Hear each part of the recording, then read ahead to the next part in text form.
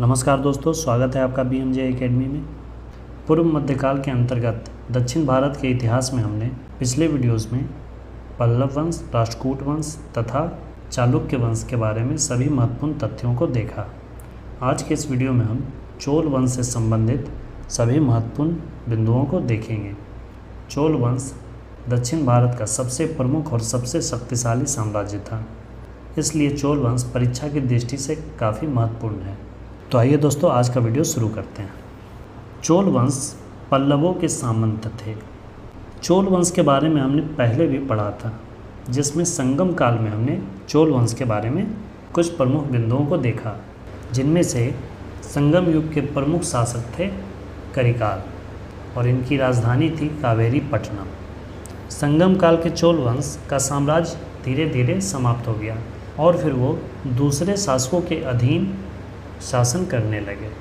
इसी तरह चोल पल्लवों के सामंत थे, जिनका कि बाद में फिर से उदय हुआ और फिर विजयालय के नेतृत्व में चोल वंश की पुनर्स्थापना हुई।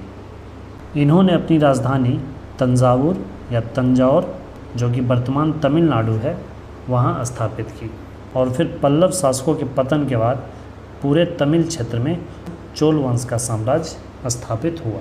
पल्लवों के सामंत विजयालय ने ही चोल साम्राज्य की स्थापना की और तंजौर पे अधिकार कर नरकेसरी की उपाधि धारण की थी। विजयालय के बाद एक प्रमुख शासक परांतक प्रथम चोल वंश का राजा बना। परांतक प्रथम ने पांड्य नरेश, राजसिंह द्वितीय तथा सिंहल राजा की संयुक्त सेना को बेल्लूर युद्ध में पराजित किया था और मदुरै पे अधिकार कर लिया था। इसलिए परांतक प्रथम ने मदुरै कोंड की उपाधि धारण की थी। परांतक प्रथम अपने शासनकाल के अंत में राष्ट्रकूट नरेश कृष्ण तृतीय से युद्ध में पराजित हुआ। चोल साम्राज्य का पुनरुद्धार राजराजा प्रथम के शासनकाल में शुरू हुआ।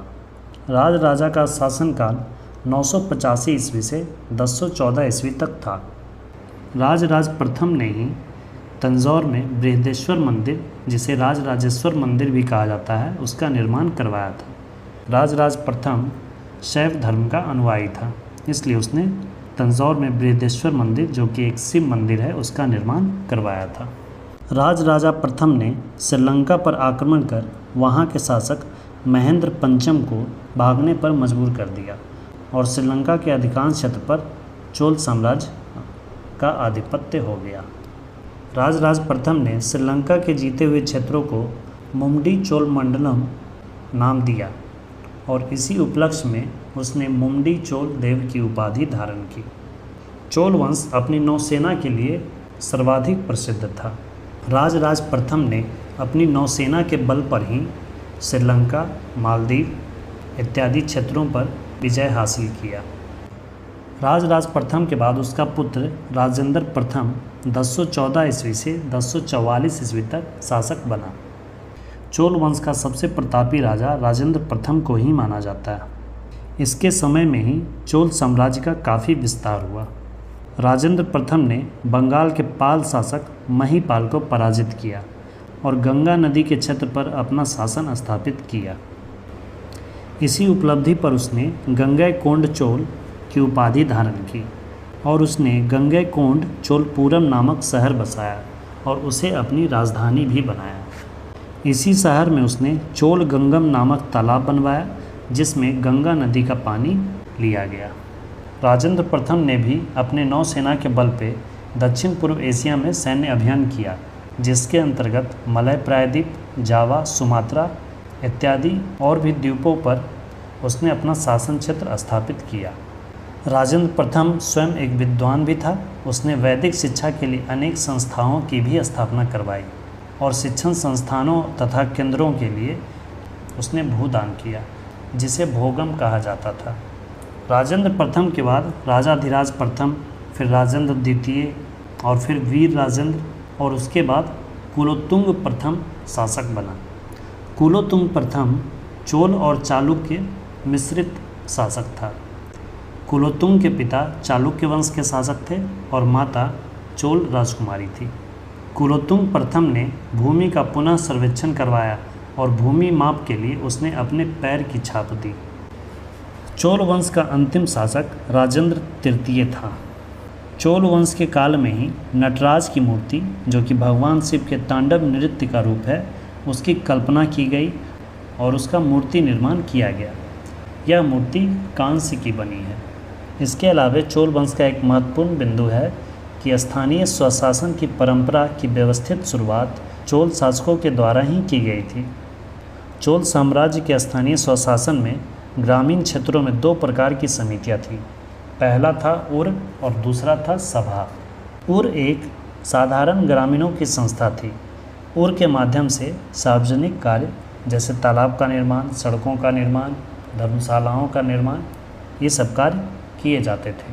और सभा ब्राह्मणों और वरिष्ठ लोगों की संस्था थी, जिनका कार्य महत्वपूर्ण निर्णय लेना होता था। चोल साम्राज्य की महत्वपूर्ण विशेषता स्थानीय स्वशासन व्यवस्था थी और साथ ही चोल वंश की नौसेना काफ़ी सुदृढ़ थी। चोल साम्राज्य का प्रमुख बंदरगाह कावेरी पट्टनम था। दोस्तों, आज के इस वीडियो में इतना ही। चोल वंश से जुड़े सभी महत्वपूर्ण तथ्यों को हमने देखा। उम्मीद करता हूँ ये सारे वीडियोज़ आपके लिए हेल्पफुल हों। दोस्तों, यदि आपने एंशिएंट हिस्ट्री को नहीं पढ़ा है तो एक बार आप सीरियल तरीके से बिल्कुल फर्स्ट एपिसोड से पढ़ना शुरू कीजिए।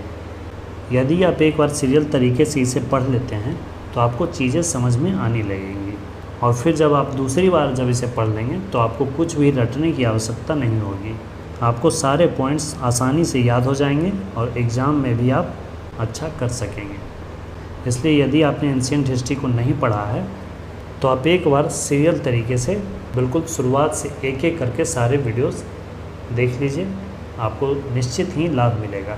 दोस्तों, एंशिएंट हिस्ट्री अब कंप्लीट ही होने वाला है। इसके बाद मैं एंशिएंट हिस्ट्री के ऑब्जेक्टिव क्वेश्चंस को, जिस तरह से एंशिएंट हिस्ट्री के वीडियोस आए हैं उसी तरह से इनके प्रश्नों के वीडियोस भी उसी तरह से चैप्टर वाइज आपको मिलेंगे। आप उन वीडियोस को भी अवश्य देखिएगा और अपना फीडबैक ज़रूर दीजिएगा और साथ ही आप जिस परीक्षा की तैयारी कर रहे हैं उसके बारे में भी आप ज़रूर बताएं। वीडियो में अंत तक बने रहने के लिए धन्यवाद दोस्तों। मिलते हैं अगले वीडियो में इसके आगे के भाग के साथ। जय हिंद, वंदे मातरम।